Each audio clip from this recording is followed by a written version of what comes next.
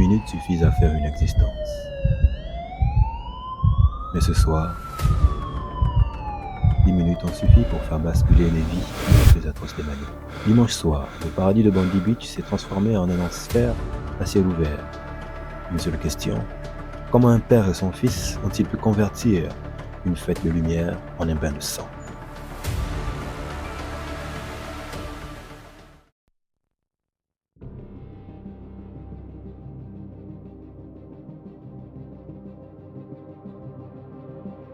Dimanche 14 décembre 2025.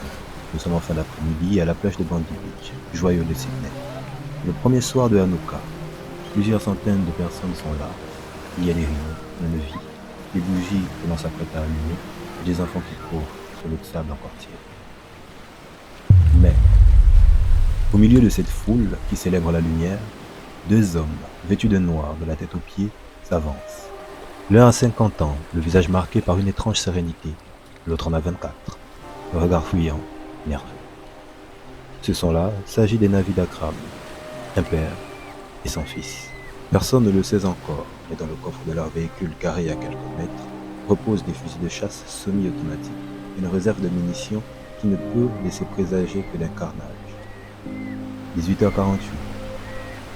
Le premier coup de feu déchire l'air marin et les rires, puis un deuxième, puis un chaos indestructible.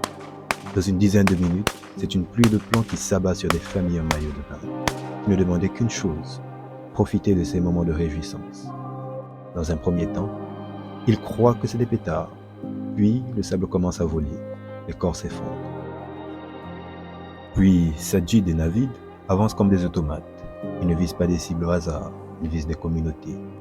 Ils tirent sur des personnes âgées, sur des poussettes. Le bilan en est terrifiant.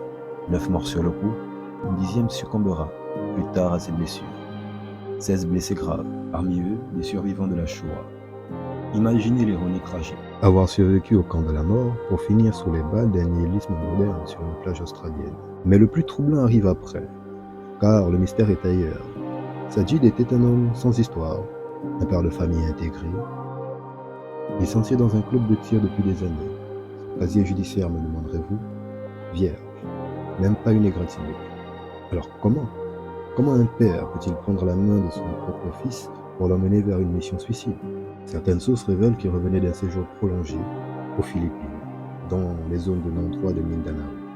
Là-bas, ils n'ont pas appris la religion, non, ils ont appris la haine.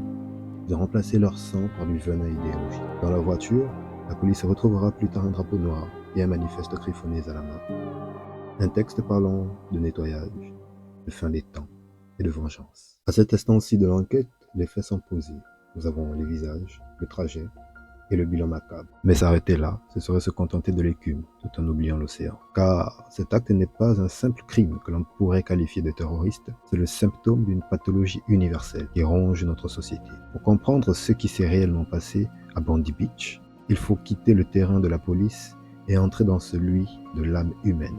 Le premier diagnostic nous vient du Mali. À travers sa sagesse, Amadou Ampateba nous a légué cette image de l'homme arbre, un homme qui ne tient debout que par la profondeur de ses racines tant culturelles que morales. Pour Sajid et Navid, ces racines ont été méthodiquement déterrées et tranchées et sont devenues des morceaux de bois mort, flottant dans un vide identitaire. Et quand un homme n'a plus de racines pour se nourrir de vie, il devient une proie facile, une proie pour ceux qui veulent y greffer une idéologie de mort. Mais comment expliquer le passage à l'acte du fils, Navid? En nous tournant du côté de Fyodor Dostoïevski, nous pourrons peut-être trouver la clé psychologique pour comprendre comment on a pu en arriver là. Il a décrit avec une précision chirurgicale cet homme du souterrain, cet individu qui se sent humilié par une société qui l'ignore. Dans ce vide abyssal, la haine devient un carburant. Pour Navid, tirer sur cette foule, ce n'était pas seulement tuer, c'était enfin exister. C'était forcer le monde à se souvenir de son nom, quitte à ce que ce soit dans l'infamie. Je vous invite finalement à regarder cette plage à travers les yeux d'Emile Durkheim. Il appelait cela l'anomie. C'est ce paradoxe moderne